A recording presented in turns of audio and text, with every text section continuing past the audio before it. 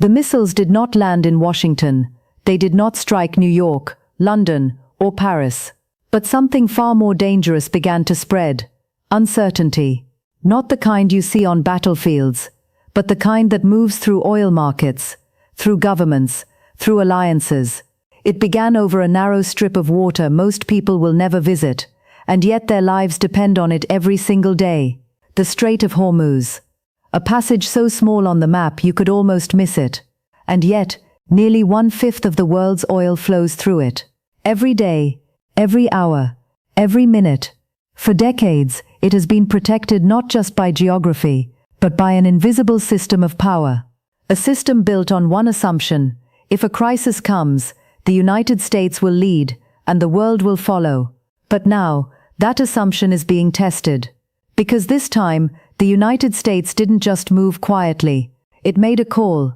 A very public call. A message sent across continents, across capitals, across alliances. Countries that depend on this route, countries whose economies are built on its stability, should step forward. They should send ships. They should help secure the strait. And behind those words, there was something deeper. Not just a request. Expectation. Because this is how it has always worked. From past wars to global crises, when Washington calls, coalitions form, allies align, and the world moves together. But this time, something unusual happened. The world did not rush forward. There was no immediate wave of support, no rapid announcements of joint operations. Instead, there was silence.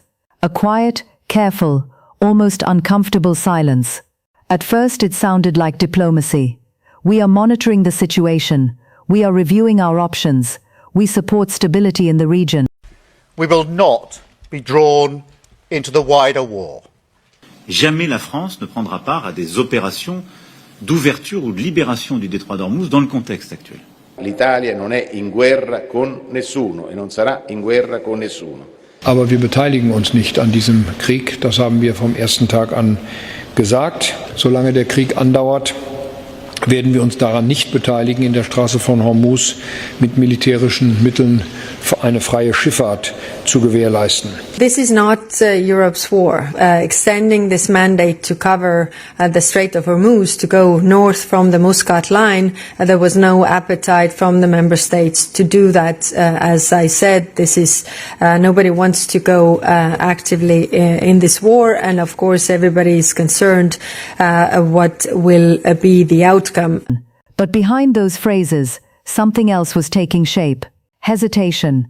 And hesitation, in geopolitics, is never empty. It is where decisions are made. Because while the world was listening to statements, governments were calculating, what does this really mean? Where could this lead? And most importantly, is this a war worth joining? Because protecting shipping lanes sounds simple, until it isn't. Until a drone crosses the sky. Until a missile locks onto a target. Until a single incident turns protection into confrontation, and confrontation into war. This is the shadow hanging over the Strait of Hormuz, a place where distance is measured in minutes, and mistakes are measured in consequences. Because here, everything is close. Iran sits just across the water, at its narrowest point, less than 40 kilometers away. In military terms, that is nothing. Missiles can cross it in minutes, drones even faster. And for years, Iran has built its strategy around this reality. Not by matching global powers ship for ship or aircraft for aircraft, but by developing something different, something asymmetric, missiles, drones, swarm tactics, weapons designed not just to fight, but to disrupt, to create uncertainty, to raise the cost of any confrontation. And now, those capabilities are no longer theoretical. They are visible, in the skies, on radar screens, in the sudden alerts spreading across the Gulf. Because this is not just about one country. Across the water lie some of the most important economic hubs in the world. Cities built on stability, on trade, on the assumption that conflict would remain distant. Dubai, Abu Dhabi, Doha, Manama. For decades, these cities represented something different. A region of volatility, surrounded by pockets of calm. But now, that calm is being tested. And when the first signs of danger appear, the reaction is immediate. Air defenses activate. Radar systems track movement across the sky. Military coordination intensifies. Because the risk is not just military, it is economic, global. If even a fraction of the oil flow through Hormuz is disrupted, the impact would be felt everywhere. Fuel prices rise, markets react, supply chains tighten, and suddenly, a regional tension becomes a global shock. This is why the call from the United States mattered. This is why it was urgent. Because securing the strait is not just a regional issue. It is a global responsibility. At least, that is how Washington sees it. But the world is beginning to see it differently. Because as the days pass and the responses begin to take shape, a pattern emerges, not of unity, but of distance. One by one, countries begin to step back, carefully, quietly, but clearly, and what was expected to be a moment of alignment is slowly turning into something else, a moment of hesitation, a moment of doubt, and perhaps a moment that reveals something much bigger. Because this is not just about ships in the Gulf or missiles in the sky. It is about something deeper, something that has been changing quietly for years. The nature of global power, the meaning of alliances, and the question that now hangs over this entire crisis. What happens when the United States calls and the world doesn't answer the way it used to? The silence breaks and the world steps back at first. The silence felt temporary, the kind of pause that comes before action. A moment where governments gather information, consult allies, prepare coordinated responses, because that is how these situations usually unfold. A call is made, conversations happen behind closed doors, and then, almost like a chain reaction, support begins to appear. But this time, the pattern broke. The silence did not lead to action, it led to distance. And that distance began to reveal itself slowly, almost quietly, as if the world was trying not to make a scene. The first signals came wrapped in diplomacy, carefully worded statements, phrases designed to sound supportive without committing to anything, calls for restraint, appeals for de-escalation, emphasis on dialogue.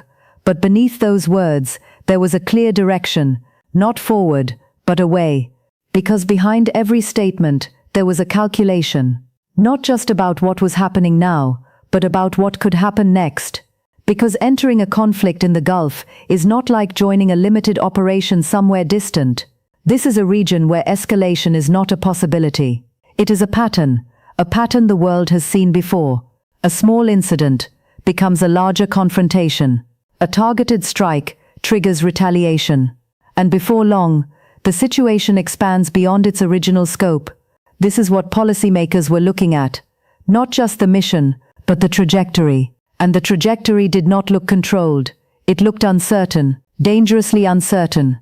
So instead of stepping in, countries began to step back. Some made it clear. They would not participate in military operations. Not under these conditions. Not while the risk of escalation remained so high. Others chose a more cautious path, avoiding direct refusal, but offering no commitment. Staying just close enough to the conversation without crossing the line into involvement. And this is where the pattern becomes impossible to ignore. Because this was not one country making a decision. It was many. Different regions, different political systems, different strategic interests.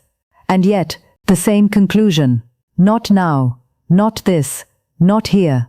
And that convergence says something important.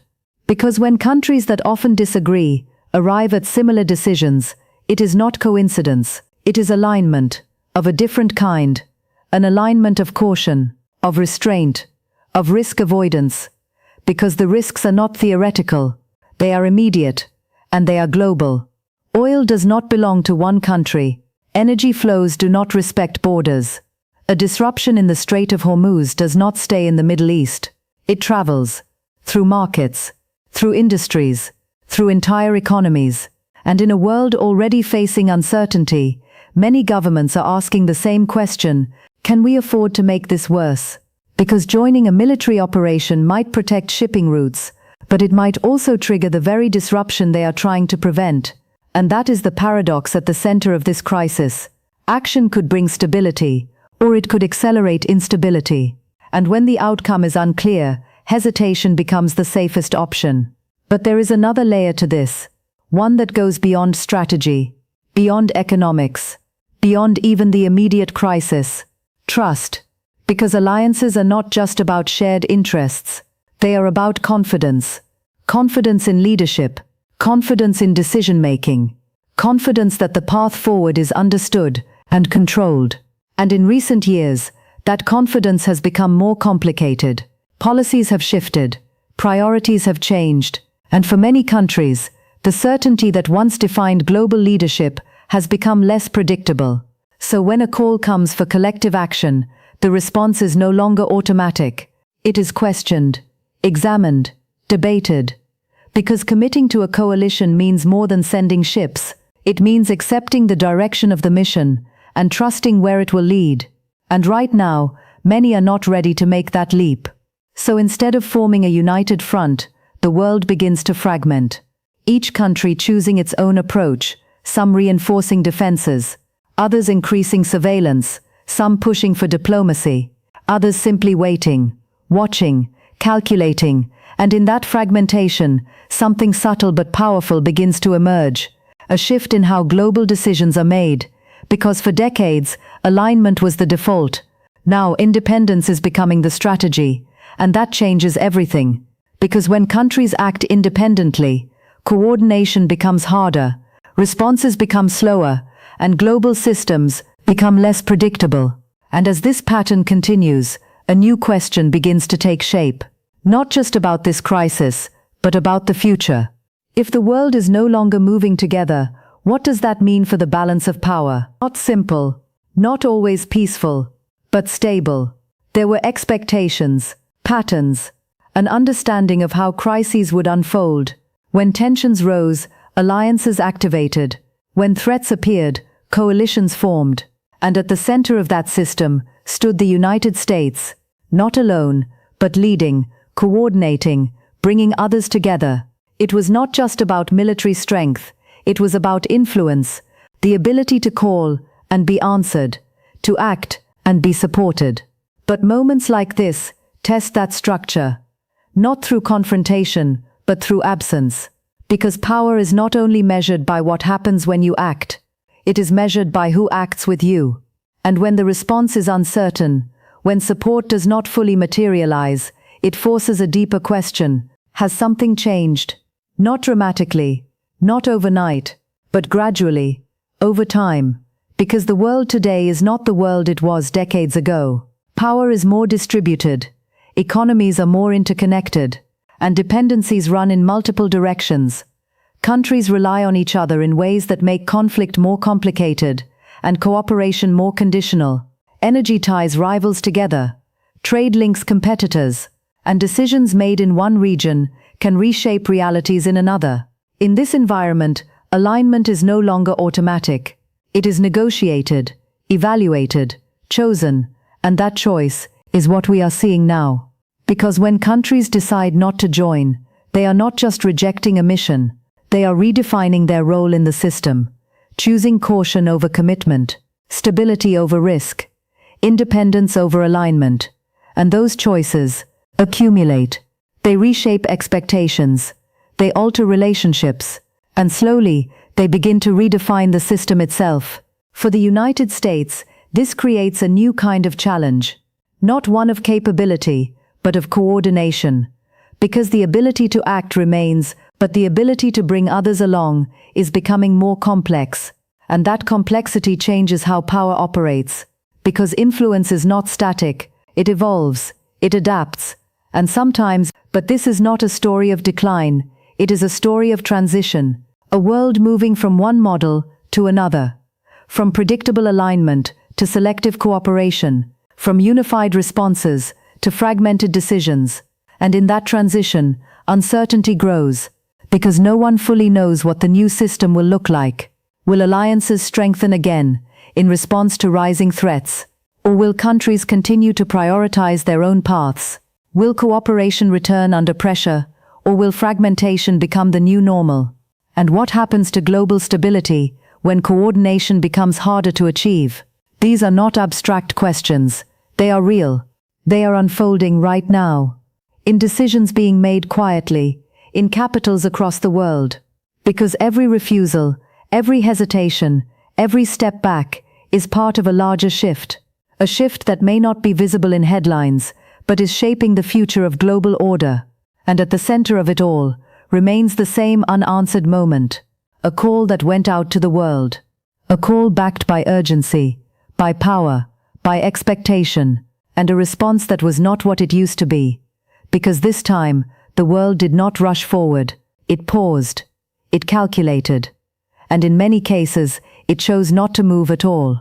And that choice may matter more than any missile, any ship, or any single event in this crisis. Because it tells us something deeper, something quieter, but far more significant, that the world is changing. Not in sudden shocks, but in subtle decisions. And those decisions are shaping a future where power is still present, but no longer unquestioned. Where alliances still exist, but are no longer automatic.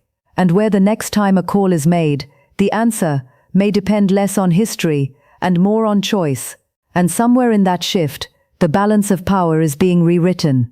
Not loudly, not all at once, but slowly, inevitably, and in ways the world is only just beginning to understand.